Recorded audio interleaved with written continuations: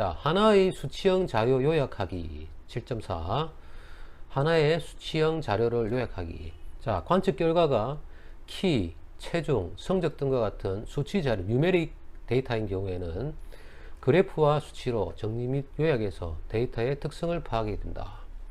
우선 수치로 요약하기 위해서는 대표적인 게 평균하고, 그지, 중심화 경량 평균하고, 표준 편차 등의 기술 통계량이, 그지, 디스크랩틱, 그지, 스태티스틱, 그지, 스태티스틱이 사용되고, 기술 통계량이 사용되고, 그래프로 요약하기 위해서는 각가지 잘 아는 히스토그램이라든지 줄기 그램이라든지 상자 그림 등이 사용된다. 자, 대표값과 산포도. 자, 일반적으로 많이 쓰는 대표값. 중심화 경량이죠. 그지? 예, 이 중심화 경량 얼마나 중앙에 위치해 있는지 보는 거. 중심화 경량 우리가 경향을 나타내는 통계값이죠. 대표값. 평균, 중앙값, 최빈값. 예를 들어 x의 표본 평균, 중앙값. 그지? 보통 보면은 m의 중앙값 m 미디언 이렇게 표시하고 최빈값은 mo 이렇게 표시합니다.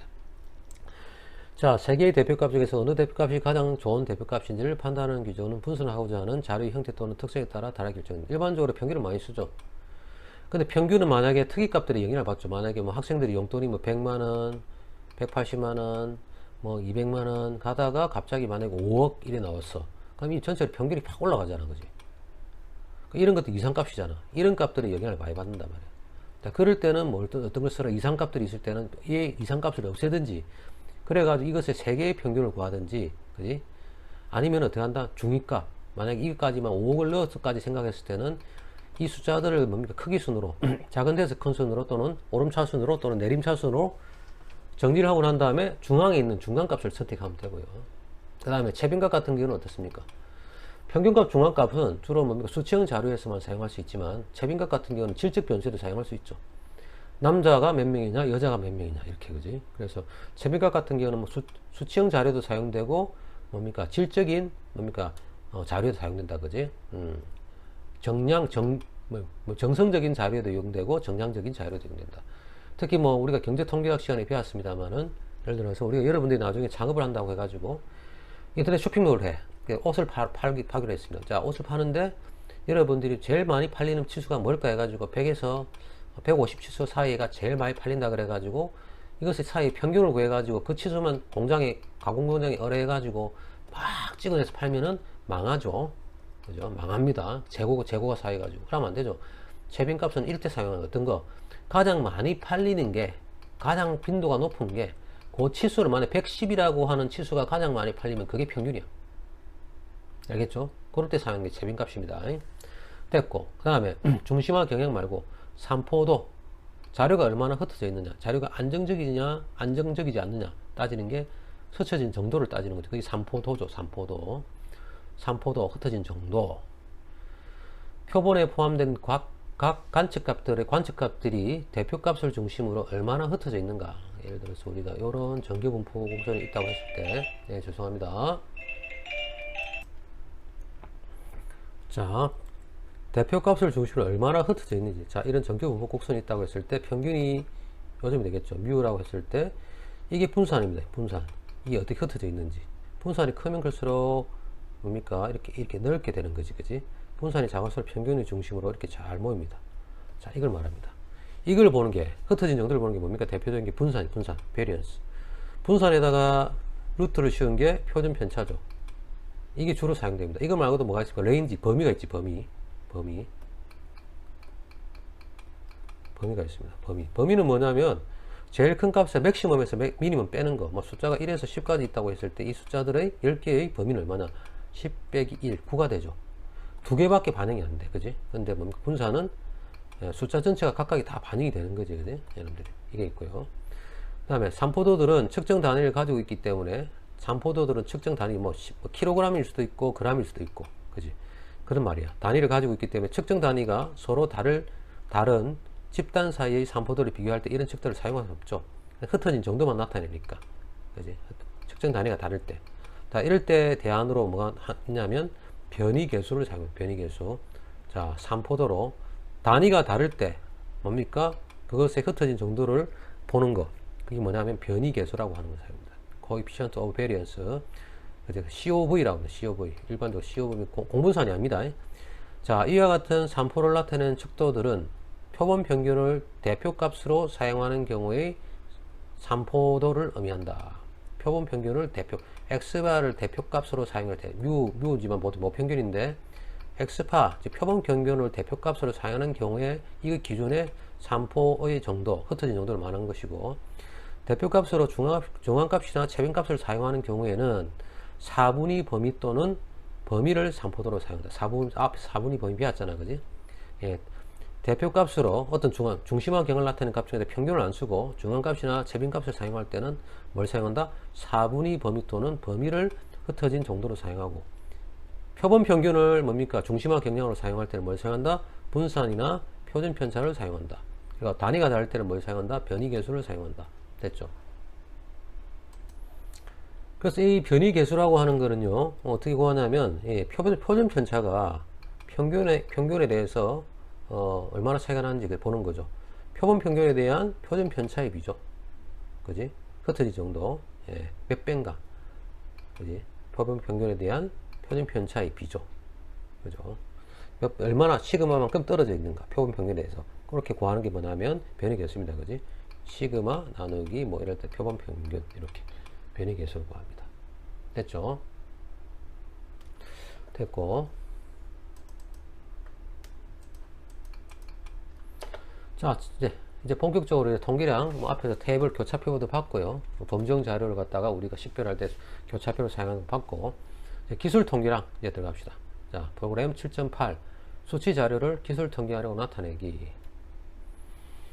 최종 분석용 데이터인 데이터 프레임에서 학생들의 키를 나타내는 하이트 변수를 사용해서 키 분포를 분석할 수 있는 기술 통계량을 구해보자. 그죠?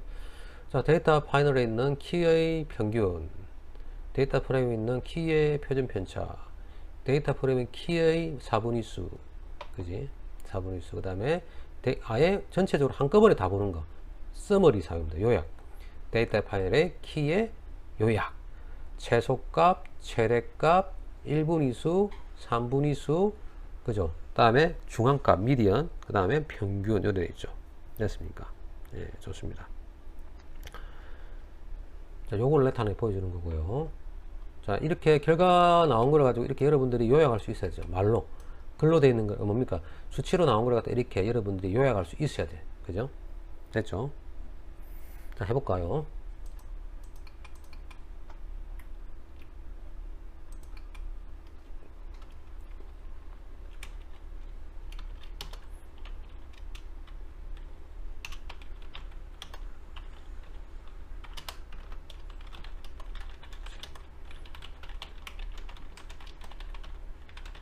자, 이겁니다. 자, 첫 번째 평균. 너무 쉽다. 평균 함수에다 넣으면 되지, 그지? 키, 끝. 167.01. 그치? 그 다음에 표준 편차.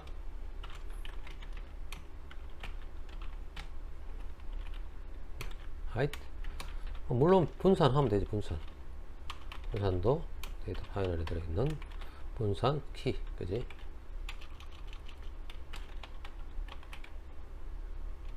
하이트 키.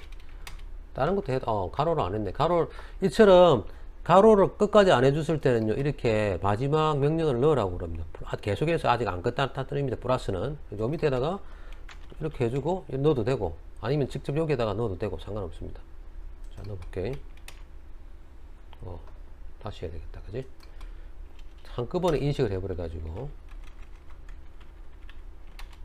네, 분산 나오죠. 분산, 그지? 됐고요. 그 다음에 14분위수, 그지? 퀀타임. 자꾸 에러를 하네. 됐죠?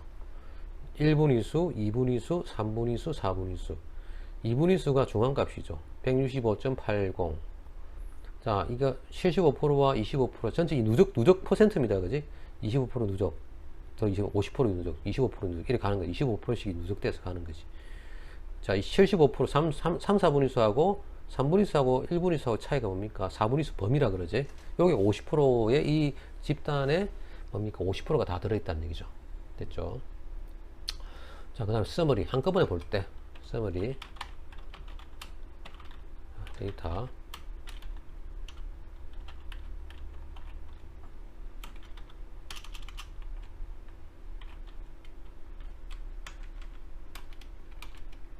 자, 이렇게 나타낼 수가 있습니다. 됐죠? 중앙값이 바로 165.8이는 50%. 미디언 165.8이잖아요. 됐죠? 자, 봅시다. 다음 페이지.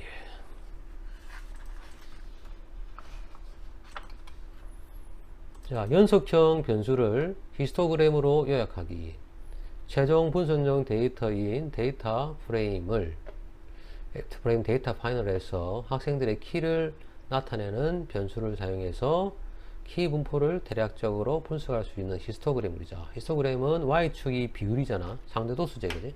막대 그래프는 막대 그래프인데, 막대 그래프 중에서 단순하게 Y축이 빈도수인 거는 막대 그래프인 거고, 그지?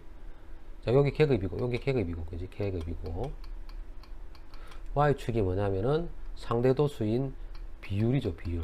비율이 나타나는 게 히스토그램이에요. 그지? 이런 막대 중에서. 자, HIST를 사용하고요. 앞에서 바플롯도 있었지만, 조치형 변수 이름을 넣고, PROB, 요 확률이죠, 그죠? probability. 자, 만약에 F라고 하면은 확률이 아니고 도수로 나타내고, 만약에 T라고 잡아주면은 확률을 갖다 보여주고, 이렇게 되는 겁니다. 자, 7.9 연속형 히스토그램 그리기. 자, 보자.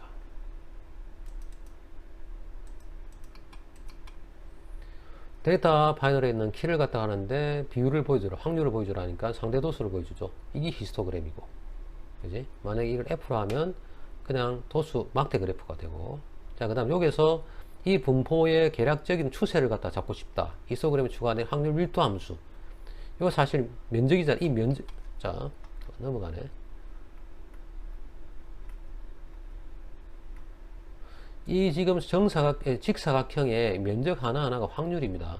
계급을 좀 더 세밀하게 자르면요. 계급을 좀 더, 지금 이거 보면 5단위로 되어 있죠. 계급의 크기가 5지만 더 잘게 자르면요. 이게 마치 뭐가 되면 빨대 모양으로 우리가 빨대통에 들은 빨대처럼 길게 나타날 거예요. 이렇게. 빼곡하게. 계급을 아주 무한대 잘게 쪼갠다면. 그래서 위쪽에서 이렇게 보면은 아, 요 부분이 어떻습니까? 이렇게 빼곡하게 뭡니까? 밀도 꽉 차 있어. 그래서 확률 밀도죠. 이 면적 자체가 바로 뭡니까? 확률입니다. 아시겠죠? 자, 그러면은 해봅시다. 요거는 뭐냐면 그것의 라인을 density, 밀도, 확률 밀도 하면서 보여주죠. 면적. 예. 요 부분은 이렇게 상쇄되죠. 요 부분하고 요 부분은 상쇄되고, 요 부분은 또 요 부분하고, 요 면적하고 상쇄되고, 그지? 됐습니까? 요 면적은 하고 요 면적은 상쇄되고, 그지? 요거 다 보여주고 있는 거지. 요 면적하고 요 면적이 상쇄가 되죠, 그지? 다 상쇄가 돼서, 자, 이런 밀도가 나타난다. 자, 그리 보자. 벌써 25분이 다 됐네요. 예, 봅시다. 자, 앞에보다 좀 수월하죠? 바로 눈으로 딱 시각적으로 나타나니까 수월합니다. 7.9. 자, 봅시다. 연속형 변수를 히스토 요약하기. 그림. 자, 히스토그램 그려라. 데이터 파이널에 있는 키 변수를 이용해서 히스토그램을 그렸는데, 이때 도수는 생략하자. 아, 확률로 하지 말고 도수로 보여줘라. 그럼 이게 뭐 프리퀀시 빈도수로 나타나잖아. 이제는 빈도수로 나타나죠, 그지? Y축이 빈도수죠. 계급이고. 아니, 나는 확률로 볼 거다. 상대도수로 볼 거다. 상대도수로 볼 거야. 라고 T 해주면 돼요. 바뀌죠. 덴시티를 바뀌죠. 자, 이걸 갖다가 이제 뭡니까? 라인으로, 밀도를 갖다 라인으로 한번 그려보자. 자, density라는 함수를 사용하면 됩니다. 데이터 파일에다가 해주면 되죠. 라인인데, 그지? 영어를 할 줄 모르나? 자, 이렇게 밀도를 보여주죠. 됐습니까? 쉽죠? 이제 눈으로 보니까 훨씬 뭡니까? 우리가 받아들이기가 쉽잖아요. 그죠? 예, 그래서 그림 그리는 것도 상당히 중요하다. 특히 R은 이런 그래픽 기능이 상당히 뛰어납니다. 자, 오늘은 여기까지 하겠습니다. 수고 많았습니다.